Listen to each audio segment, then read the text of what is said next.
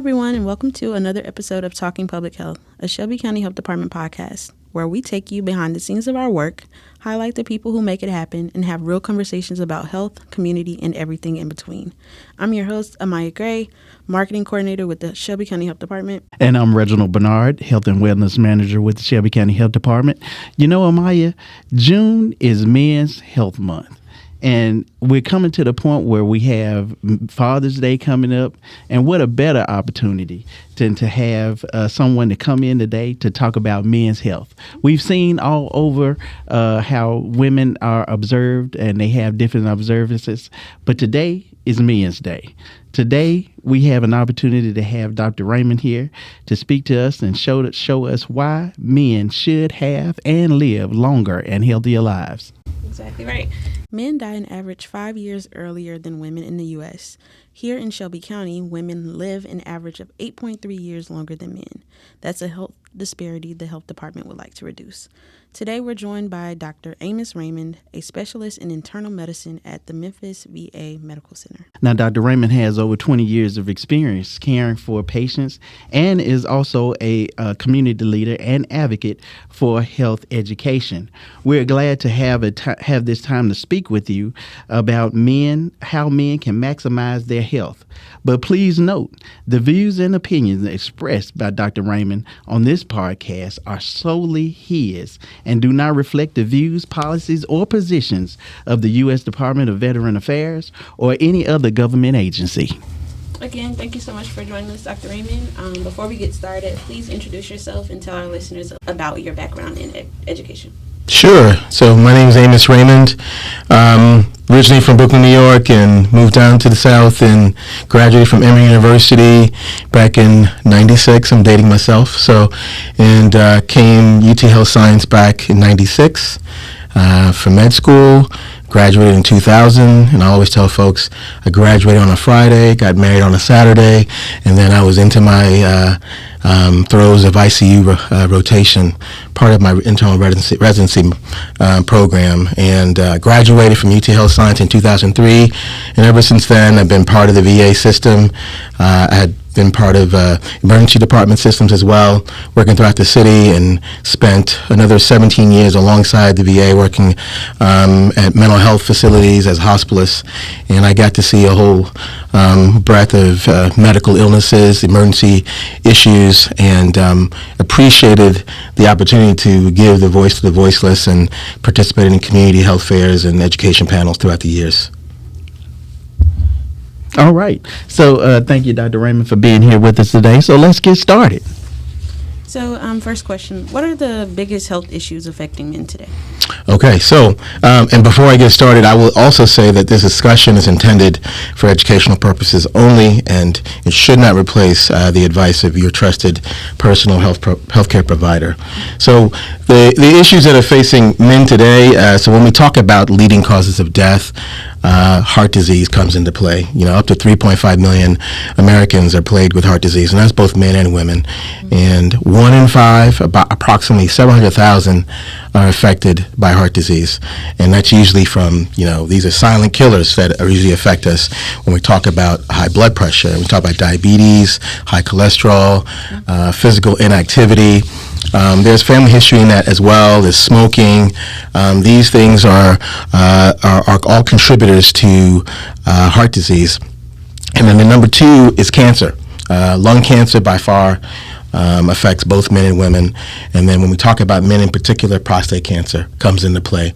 And when we talk about prostate cancer, we always recommend proper counseling with your primary care provider and screening, having that talk about the PSA, usually in your 40s, especially among African Americans where the incidence and the severity are higher and mortality rates are higher. So it's important to have that conversation. And then number 3, we have unintentional accidents, overdoses. Those are 3. And then number 4, we talk about stroke. And that's closely related to number 1, which is heart disease and all of its risk factors. So again, as we mentioned, the high blood pressures, the diabetes, like high cholesterol, smoking, obesity, physical inactivity. Well, Dr. Raymond, you mentioned some very important facts as it relates to health issues. When you look at heart disease, when you look at smoking and things of that nature. But what are some of the common misconceptions men may have about their health? You know, one of the questions I think we talked offline was why men generally don't go to the doctor. And I'd like to point out, you know, we are generally programmed, or we're raised to be self-reliant, to be providers and protectors, problem solvers, and as a result, these same values tend to skew our view. We will definitely advocate for our partners, our wives, to go get their health care situated. Go get mammograms. We'll definitely take our child to the emergency department when an emergency occurs. We'll even sit with a sick patient and provide, I say patient, but family member, and provide care and help them. And because we're usually goal oriented and these same values that make us good providers and protectors, those same values tend to skew our ability to look after self first and foremost. And so I think, in a way, our programming, if you will, and again, I've already given some insight into how old I am, so I'm version 5.1 at this point. And so as a child of, Generation X, we grow up to be resilient. I mean, I remember at 5 years old, I was a latchkey kid walking a few blocks, to down the street and going to see my babysitter, or having to sit in the 87 Chevy Nova and wait on my dad to arrive till we got home. And so that developed a sense of independence and self-reliance. And so in that same manner, we think of this, these traits in that manner, and we only go to solve problems. Many times we, as men, think about healthcare when something is wrong. When there's an illness, we go get it fixed. Mm-hmm. And as opposed to actually, going to the doctor to help prevent illness. And then the adage is definitely, it's worth its weight, ounce of prevention is worth a pound of cure. And so we have to sort of reprogram ourselves into this modern world, and I can go on for a while, but when we think about it, back in yesteryear, we would, because of advancements in clean water and sewage, proper sewage engineering and vaccinations and antibiotics, it incrementally increased our life expectancy. But now, today, what we're doing in lieu of surviving childhood illnesses and accidents, we are actually helping to prevent chronic illnesses. And so in order to do that, and I make the connection to a lot of young folks and older men, we take our cars before the dash lights up to get the oil changed and get the tires rotated and get the brakes checked. In a similar manner, you should go to the doctor to get your numbers. Mm-hmm. And we'll talk about the 4 numbers a little later in the podcast, but you need to know what critical values you're looking for to help prevent ultimate illnesses down the road. So what age does that start at? Well, I mean, health is where you are right now. Mm-hmm. We are encountering an age where processed foods is in the vocabulary. We are talking about it more than ever, and as a result, we are noticing that childhood illnesses, things that were typical for the adults back in the day, like diabetes, for example, have become more commonplace, where we find young folks plagued with obesity and diabetes and other illnesses. And so, and I'd like to, kind of segue. Sometimes there are other factors involved besides family history.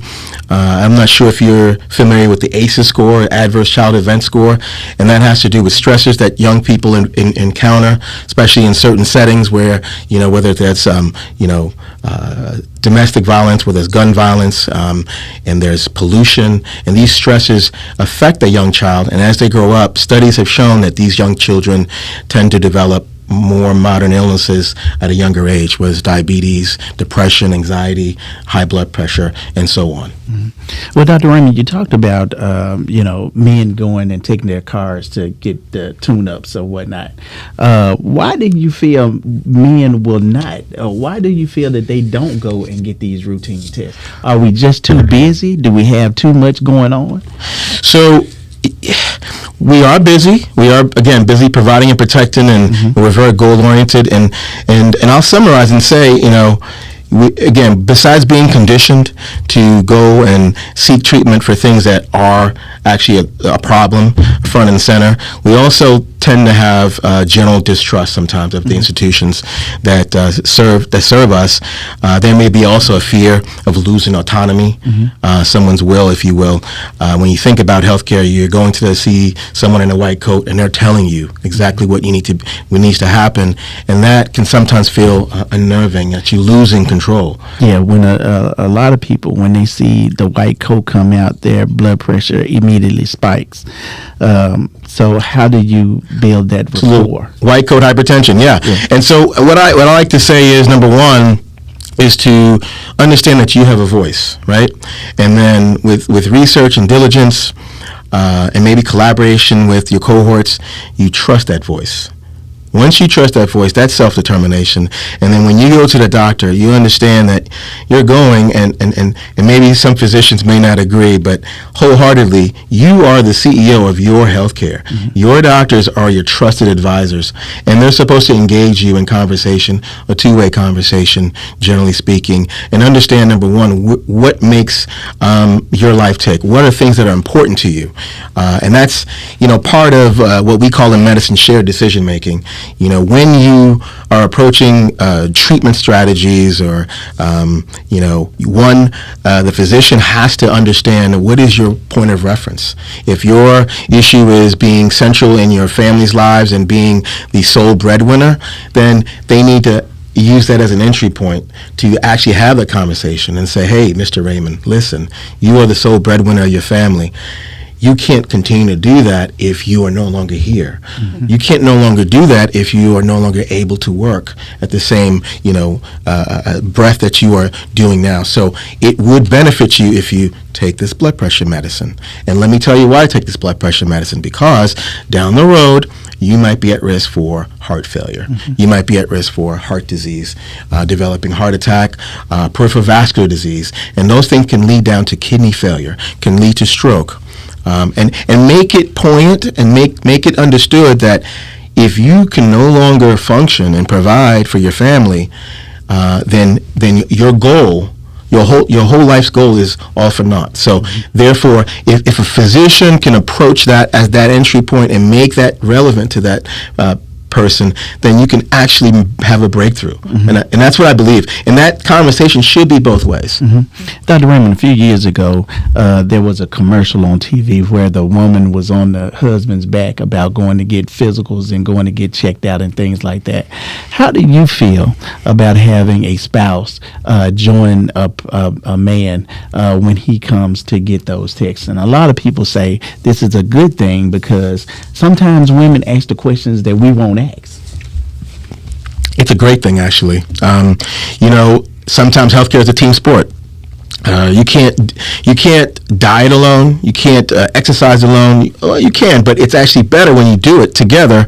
As the African proverb says, you want to go fast, go alone, and if you want to go far, go together. And so I think you need someone that's going to be an advocate, that's going to be a mouthpiece, that's going to be the one to keep you accountable.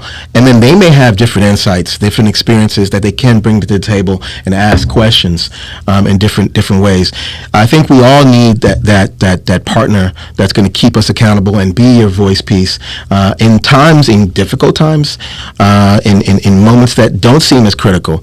I like to emphasize to men that you will sacrifice your life and work and try to do what you can provide for your family, but you can't provide 30 minutes to go to the doctor to get a checkup. And again, I go back to the analogy with the vehicle. You take your SUV, you take your sedan to the mechanic, right? And so, and no matter what, you get the brakes checked, you get the oil changed, you get the work done. And when there's something on a dash that occurs, you actually get it looked at. A lot of men, again, because of how they were raised, again, how we were programmed, we work through pain, we ignore the chest pain, we ignore the nagging, being short-winded or what have you, and we work through that because we have good intentions for the most part, but we have to listen to our bodies in many ways to do do what's best for us. Again, we have all this modern technology to our advantage. We should use it. You got a phone, and I like to say a phone that's worth the price of a refrigerator, right? So, but it has all the information. It has encyclopedias. Now we call it Google. You can ask it a lot of questions, and now there's AI. So even if you didn't want to necessarily have an initial conversation with your primary care provider, start asking questions about your own health, take some notes, and then be prepared so when you actually see that primary care provider to engage in conversation. Okay. I know you briefly mentioned about mental health. So why do you think that's I think it's one of the barriers to trust as well when it comes to people being comfortable discussing with their primary care physicians or, a therapist in general. So what do you think, or why do you think that's so difficult for men to discuss? Yeah, again, that old program. We haven't upgraded the iOS system or the Android system, if you will. And when you think about it, we're in a world where I'm again, Generation X. We were raised by the silent generation who endured so much that was going on in our society, and we sort of embraced some of their traits. At the same time, we were in a world that was stuck between analog and then becoming digital. I remember payphones, okay? I remember having a dime before the quarter. I remember that. And now we are in a world with, iPhones and Androids, and there's no such thing as payphones anymore. We're no longer paying for minutes, believe it or not. You used to pay for minutes on cell phone. So we're in a world where we have to learn to understand what's new and what's good, while sometimes we push back and say we're going a little too far. And my kids are the perfect representation of what I've inherited from my parents and what they're inheriting from the world. And then we negotiate that. They're in an environment where now emotional intelligence is common in the conversation. It's life-work balance. I work with residents, interact with graduate medical education students who talk about work-life balance and put those ideas at least into the atmosphere. And we as older folks need to understand, mental health is health. Okay? So when I talk to my friend Reggie, I can call him Reggie because I've known him for years, and we interact and we embrace each other. We're stimulating serotonin. We're stimulating oxytocin. When I see someone and I embrace them, we have good hormones that actually get released, these happy chemicals as we like to say. And these are the same chemicals. When you think about antidepressants, they are trying to upregulate like serotonin to help with our mood. So there's no mystery. It's not hocus pocus. Mental health is health. So when you have stressors that are literally burdening you, whether it's in the workplace, whether it's in the family, it is good to have someone to talk to. You should have friends, you should have family, you should have cohorts, and you can reach out to your preacher, but then you can also reach out to a licensed professional to actually go through the process with you to help you understand what's going on. And again, I like to say we are programmed. In this world, there's a theory called tabula rasa, clean slate in Latin. And essentially, we come into this world taking in the world one slate at a time. We learn one slate at a time. We take in pieces, we take in experiences, and they formulate who we are. And so as a result, one has never heard about, PTSD at some point, and then they learn, wait a minute, so the things that I'm feeling, when I have adrenaline rush, when I are riding and I see the manhole, it's reminding an old soldier of landmines. Or, I'll be honest, I grew up in Brooklyn, New York in the 80s, and life wasn't so easy. So whenever I go back to visit, I get a little bit heightened awareness. I look around, I take a look at my surroundings and make certain that I'm safe. And I think when I think about that, that's a little bit of a post-traumatic stress. I'm kind of looking around to make sure that I'm okay, that my family is okay. And so we all have experiences that have come to form the way we are, and we have to be aware of these things. So again, I will stress to men and all folks, mental health is health. And if anybody is experiencing, an acute crisis, you should always seek care. Well, Dr. Raymond, I want to go back to one of the analogies you gave earlier about the 1980 Nova. What do you say to that individual that's from the 80s that says, I don't want people in my business? I don't see the signs. I don't want you to, I don't want you to know what's going on in my life. How do you explain to them that they need to seek that treatment? Without, having to be overly philosophical, right? So, Reggie, we're sitting before each other. I think when we think about our very origin story, if you will, we overcame fragile possibilities. I have an Uncle Tony, and he likes to tell me, and when we get in these conversations, he pulls me to the corner, and he said, you do know that your father and your mother fought for you to be here. And the way he presents it is they connected and they eventually got you. And I'll take that, that story a little further. And when I think about the dynamics in just conception and then implantation and an embryo, you think about all the immune biologic hurdles that were actually just traversed. You think about the millions of possibilities that could have occurred for us to be here, to then get delivered, to embrace modern medicine, to take our first breath, and then to finally get here after the pushing and the pulling and the guardrails that were coming up and our parents being who they were, to be here right now. We did not do this alone. And so that person, they have to understand they're not here by themselves. They're not alone. And again, mental health is health. So the things we think we knew back in the 80s, there's so much more information. There's a whole world of information that's out there, and that's helping people live longer, live better quality of life.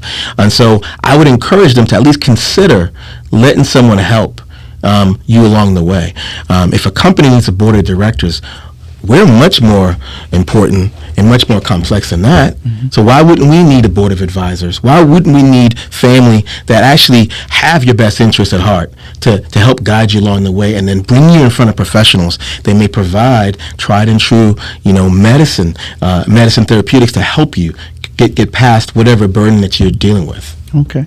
So what are some of the warning signs that a man may have as he struggles through emotional and mental emotionally and mentally? Yeah, when men are dealing with stress, we can respond in many different ways. From the typical anger and irritability, or to being socially withdrawn, resorting to substance abuse. Whether it comes to alcohol or drugs, or even work. Mm-hmm. Being withdrawn and being a workaholic at best, and not contributing to the family both emotionally and socially. And so those are subtle signs. And then we have the term called anhedonia, where you're withdrawing from activities that you love to do. He used to love tinkering with his car. He used to love playing games with his son, but he's no longer doing that. Those are critical signs to observe, and it's important that you have a partner, you have a family member, you talk to them. They may say they're okay, but you can hear their tone. You could see what they're doing or what they're not doing, and then you ask questions and you inquire more. So those are early enough signs to kind of inquire what's going on, and then that may be a clue to what people may be doing. Mm-hmm. Okay. As far as getting to the root of the problem, how does this work for men that don't have a support system at all? They might no family or anyone to kind of lean on. What resources do you suggest for them? Well, we definitely have resources throughout the community. If they have an insurer carrier, they can call and to ask for a referral. If they have a primary care, the primary care has a list of referral groups. Folks who don't have insurance, there are definitely nonprofit groups, and there are groups that are receive grants throughout the city that provide mental health support. There's a whole growing list of folks in the mental health space, for sure. I think I've been fortunate enough to have worked in the mental health space and worked with a lot of licensed medical social workers who are in private practice providing, therapy. Also, in thinking about mental health, we're in a big boom of health, wellness, exercising, and things Mm-hmm. like that. So if you're feeling like you're not up to par, and that can affect your mental health as well. So how important is exercising? How important is exercise? It is absolutely important. As I mentioned earlier, physical inactivity is one of the risk factors for heart disease, and therefore, down the road, high blood pressure, diabetes, and all the other, illnesses that we talk about, heart failure, kidney failure. You don't have to be a CrossFit champion. You just have to start somewhere. Even if it's 20 minutes of walking after your biggest meal of the day. I always tell people, and when we think about, for example, diabetes, and what we call insulin resistance, and just quick science lesson. So when we eat, particularly carbohydrates or things that produce glucose, our blood sugars will elevate, and then as a result, our bodies produce insulin to bring that sugar down. And so when after a big meal, one of the things that will allow sugar to come down without the need of insulin is exercise. So when we exercise, particularly after a meal, and I always say come out of a restaurant, just go left 10 minutes and then come back to your car 10 minutes the other way. And that's 20 minutes at the very least. That little bit of exercise will help augment the ability for the body to lower that sugar without having to have the insulin or as much insulin. And so when we think about how the progression of that of diabetes occurs, so that amount of insulin would normally bring that sugar down, but then at some point, the body realizes that same amount of insulin is not bringing the sugar down the way it needs to. So then the body produces more insulin. And then now this new normal of insulin is bringing that sugar down. And then over time, you need more insulin to bring that sugar down. And that is what, in essence, is insulin resistance. And that is probably by far one of the biggest factors that are affecting our ability to control our disease processes right now. When we think about again, our current lexicon, we are talking about chronic inflammatory state, and you're going to hear about that. So having what's called metabolic syndrome, where it's high cholesterol, it's abnormal sugar metabolism, it's high blood pressure, it's visceral fat. So and I was going to mention these four numbers, and it has to do with your waist size. So men less than 40 is what you want, and for women less than 35. And so anything larger than that. So that the combination of all those things contributes to what the term we call metabolic syndrome, which is a chronic inflammatory state.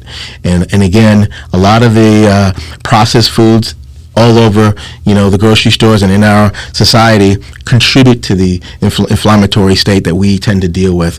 And so exercise is key, but even more so than exercise, you cannot outrun a bad diet. Mm-hmm. So it's all a matter of what we put into our mouths. So, and I always like to make it real easy and frame it this way. Anything that comes out of the ground and that's colorful, awesome. Filled with antioxidants, minerals, vitamins, things that will help fight inflammation, things that will produce, food particles. There's something called the gut microbiome. You'll hear about that. And the gut microbiome is trillions. It's a universe of bacteria and fungi and viruses that live in our gut, and they feed off whatever you feed it. If you feed it good food, it will put out good products. If you feed it bad food, it will put out bad products. And these bad products can be precancerous, if you will. And then that contributes to more inflammatory state and then puts us at risk for more cancer processes. One of the things that I grabbed from that conversation was that I remember back when we were little, we would play outside all day, but you have individuals that have sedentary lifestyles where they're playing video games all day and things of that nature. It's important for you to, as you pointed out, to get that 10 to 15 minutes a day, walking, running, whatever. One of the things that I thought that was important was the fact that you said you can't run your way out of what you eat, and so that's a major issue. But one of the major points that I want to talk about is we have a generation, or we have men that say we are too busy to do this. So we'll start out in the month of January, working out, eating right, and then all of a sudden by January 31st, we're back to our old habits again. So that consistency is missing. What does a realistic fitness routine look like for a busy man? So, and for a busy man, I would first concentrate on diet, right? And it's like anything else, whether you're planning for a health journey, whether you're planning for a financial legacy journey, spiritual journey, whatever it is, the first thing is mindset. In order to keep that seed of motivation perpetual, you got to have the mindset here, right in the mind. And so, study, research, read, listen to podcasts like this one. YouTube University is huge. So you got to study. And once you understand, when I understood what I understood about, the phenomena with glucose and carbohydrates, and I explained that to someone, they look at the world totally different. And for those who understood the matrix, it's like Neo looking at the world with zeros and ones everywhere. And I realized, wait a minute, in order to read the nutrition label, I can see now the serving size is not just one. It's actually, there's 3 serving sizes in this. And so these calories, I got to multiply it by 3. So the biggest thing is, number 1 is mindset. Get the mindset that you can't outrun, right, a bad diet. That's number 1. And then you concentrate on now developing habits. It may not be, I'll say this, and I'll admit it. I'm human just like everybody else. I've done periods where I went plant-based. I liked it, but wasn't going to be my lifestyle. So, and my wife will laugh at me. I told her if it's because of pork, I will never be a vegan, right? But and then you're in Memphis. Come on, it's barbecue, right? Mm-hmm. So the bottom line is, I know based on what I've read, based on the good nutrition and that it provides, plant-based diet is definitely a thing. And I eat more plant-based meals than I've ever had in my entire life, right? And so that's number 1. You got to get the mindset, and then start small. And I mentioned the plant-based, and that's what it was. So when you think about just typical 3 meals a day, 7 days a week, that's 21 meals. If you can make 3 meals plant-based, just 3, that's not hard. Just do that, and then within those 3 meals, experiment. Go to different places. Never heard of quinoa till I was an adult. Started it. Okay, I like it. All right. My wife makes it really well. Some places don't. I learned that. Golden beets. Didn't eat that when I was younger, but it's golden, has definitely antioxidants, anthocyanins, these things that help decrease inflammation. And I started that journey. So starting with 3 meals, and then those 3 meals became 4 meals. And then I expanded. And then I cut back on, finally got rid of the sodas and started doing sparkling water and maybe, a few other things that were low calorie. And then I realized I didn't need the soda. I felt good without it. I increased my water intake, because you should have at least 2-3 liters of water generally if you don't have certain illnesses. But since 2/3 of our body is water, and when you have good water, our bodies operate differently and better. And so it starts small, right? And then the exercise, the exercise can come in a little later. And once you get the nutrition right, and what I recommend is anything that you're going to do consistently, just do it. And if you have a partner, if you have a wife, you have a girlfriend, do it together. Because you do it together again, now it's an activity that you both can enjoy each other's company while you're doing it. And so just start small in those ways. And that way, that mindset starts first, then you have a habit, and now you're on your way to that legacy, that health journey that we talked about. A lot of people mention like a calorie deficit. So is it important to kind of really focus on that, or should you just, like you just said, start small? So again, start small. Again, when we talk about calorie deficit, and I like to say just fad diet, right?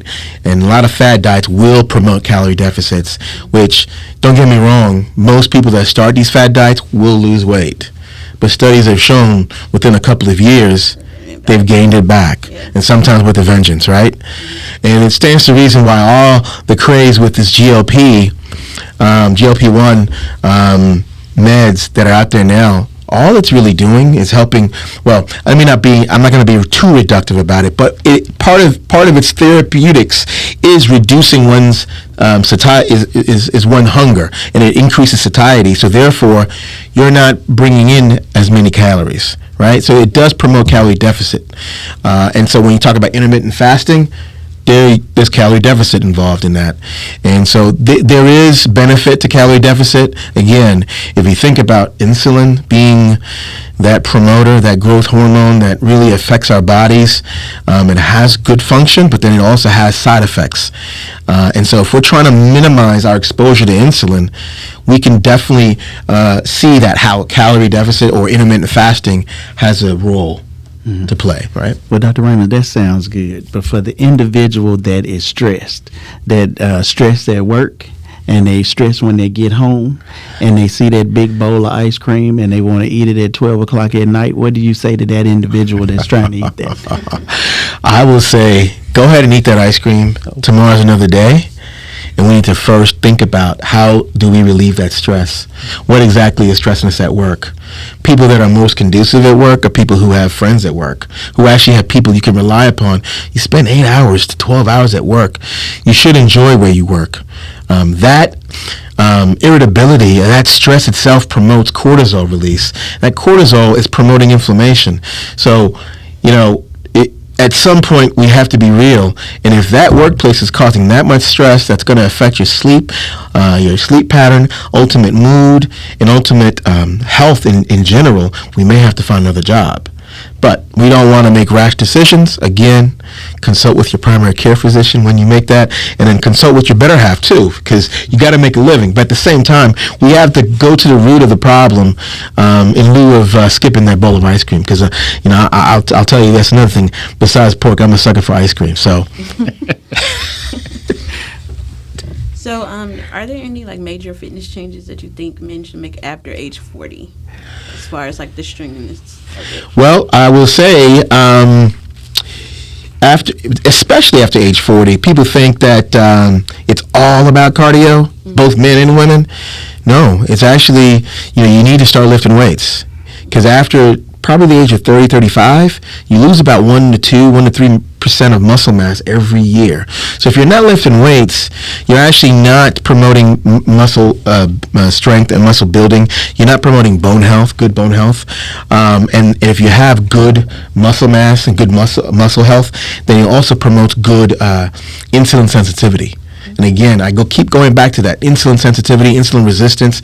We keep learning about other illnesses that are related to that. So keep that in mind. We need to lift weights. You need to do high intensity workout again after you've approved everything with your primary care provider to making sure everything is okay. And that way, you keep the heart rate up, and you train in that manner, in that vigorous manner. Your testosterone becomes an issue, and so you need to lift weights to keep that level going as well. And so, honestly, I say at 40, you ramp it up. You go to your doctor once a year, get checked out. And I mentioned earlier, knowing your 4 numbers. You got to know what your blood pressure is, right? Blood pressure less than 120/80. Anything in the 120s is considered elevated. Anything above 80 at the bottom number is stage 1 hypertension, right? So we're shooting for less than 120/80. You got to know what your blood sugar numbers are. Now, when they draw blood and get your actual blood sugar, or if they do a finger stick, you're getting your actual blood sugar right then and there. But there's another figure that they will draw. It's called the A1C. And that A1C is sort of, think of it like your GPA for your blood sugar. It gives you an average blood sugar for the last 12 weeks. And you want that number less than 5.7. Anything, above that from 5.8 to 6.4, you're talking about pre-diabetes. And anything above 6.4 is diabetes. And after that, you want to know what your cholesterol numbers are. Your LDL, you really want that low, right? You usually want that less than 100. Or you're shooting for 100 depending on if you have other medical problems. And then your HDL, you want that high. And usually it's 45 to 50 or above. And that gets promoted with exercise and what have you, and good nutrition. The next is your weight and waist size, right? So when we talk about weight and hit or miss, ideal body weight comes into play, or BMI, and there are some overshoot and undershoots of the BMI calculator when we talk about folks who are very muscular and very dense, and it may undershoot it may overestimate the value, but again, it's still a thumbnail indicator of where your weight is. And then like, for example, in Asians, the BMI, it overestimates, and so therefore, it underestimates, in that Asians those with who gain not as much weight in the traditional sense actually are apt to develop more metabolic diseases. And then waist size. Again, we mentioned it. Men with a waist size 40 or greater, that's abdominal obesity. That's visceral fat. That is dangerous. You don't want that. And women with waist size 35 or greater, we don't want that as well. So you think about those 4 numbers. Again, blood pressure, blood sugar, cholesterol, weight and waist size.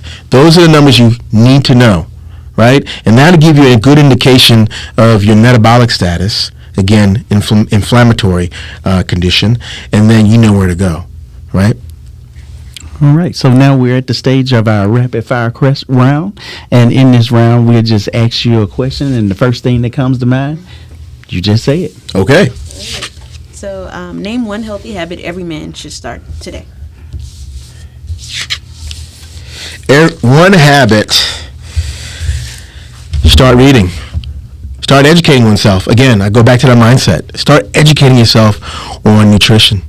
And I think once you master that one small habit and you actually can feel it, you can actually experience the effects, then it'll motivate you to continue doing one better than that.